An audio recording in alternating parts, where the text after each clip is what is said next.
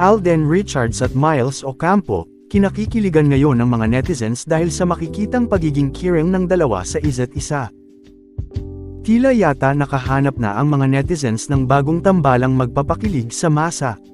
Shiniship nga ngayon nila sila The Barkads Miles Ocampo dito kay Alden Richards, at hindi nakakagulat dahil makikita na talagang may chemistry ang dalawa.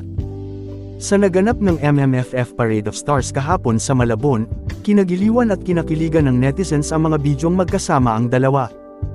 Tulad na nga lang sa video na ito, kung saan makikita ang pag-aalala nila Miles Ocampo at Alden Richards sa bawat isa, dahil muntikan ng mauntog at sumabit ang ulo ni Alden Richards at Miles Ocampo sa kawad ng kuryente. Kita rin na nag-alala si megastar Sharon Cuneta sa dalawa niyang anak-anakan sa pelikula nila. Maraming mga netizens ang nagsasabing bagay ang dalawa at sana daw ay sila na ang magkatuluyan, tutal wala namang girlfriend si Alden Richards, at si Miles Ocampo ay alam naman nating hiwalay na sa dati nitong karelasyon na si Elijah Canlas. Mas okay daw si Alden Richards para dito kay Miles Ocampo dahil makikitang napakamabuti nitong tao at siguradong hindi masasaktan si Miles Ocampo.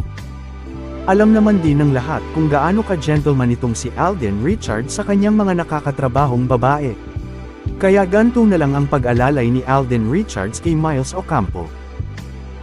Marami naman ang humihiling na sana ay magkaroon ng movie ang dalawa kung saan sila ay love team, at tiyak daw itong tatangkilikin ng mga netizens dahil alam naman natin kung gaano kahusay umarte ang dalawa.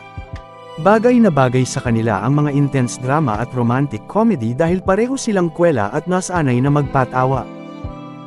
Pero sa ngayon ay suportahan muna natin ang kanilang pelikulang The Family of Two, na pinagbibidahan ni megastar Sharon Cuneta, kasama sila Alden Richards at Miles Ocampo. Kaya sa darating na Kapaskuhan huwag kalimutang panoorin ang kanilang pelikula dahil tiyak kakapulutan natin ito ng mga magagandang aral.